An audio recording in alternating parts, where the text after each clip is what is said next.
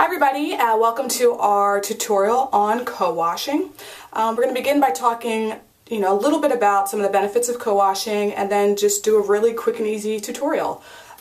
So let's start with some of the benefits. The great thing about co-washing is it's very, very easy.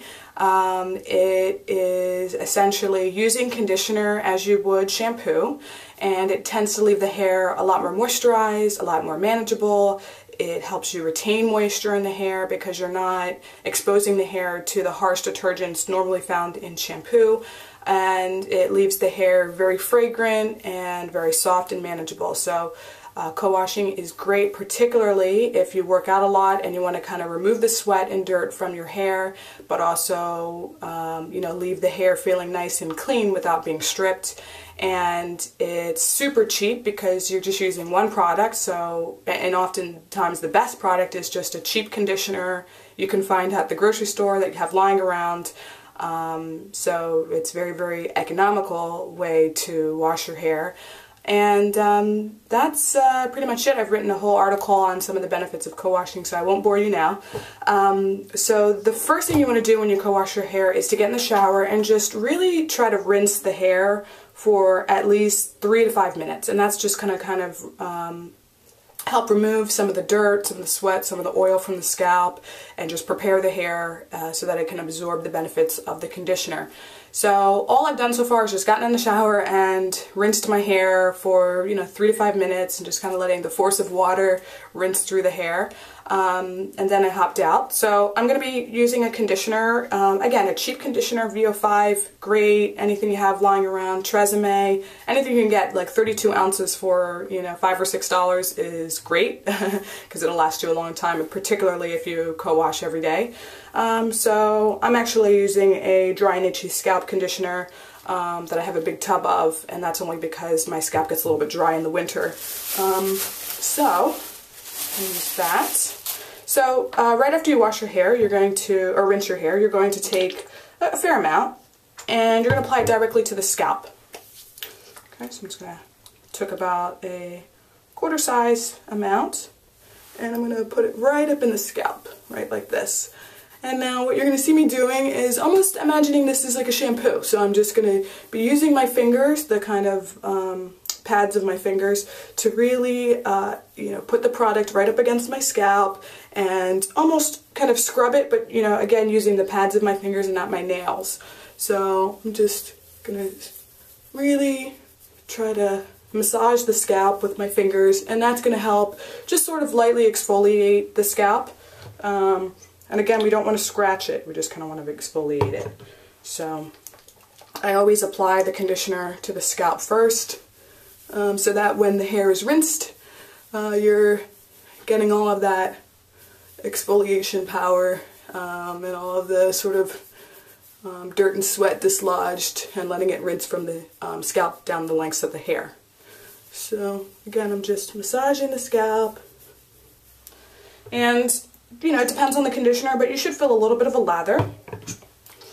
Now usually I'm under a water faucet, so the lather is a little bit more apparent than it is now.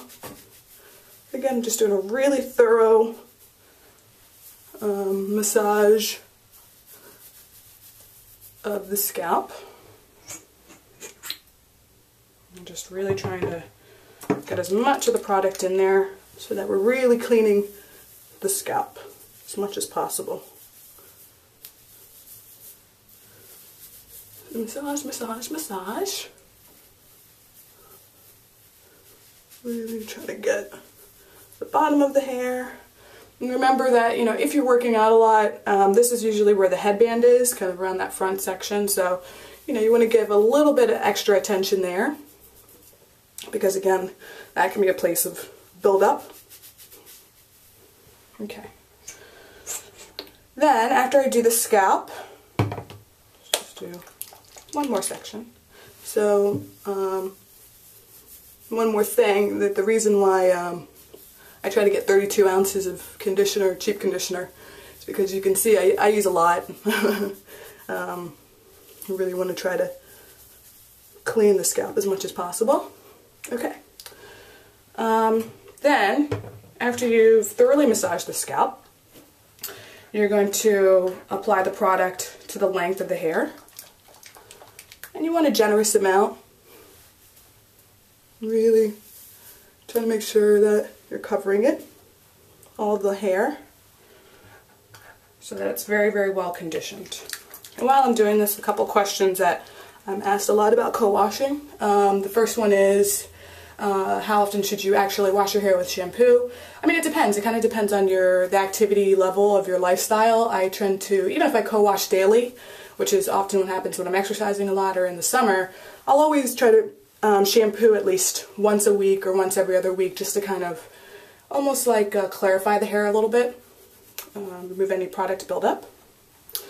And the second question I get a lot is, can you co-wash with a protein conditioner? And sure, yeah. I mean, it just kind of depends on your hair.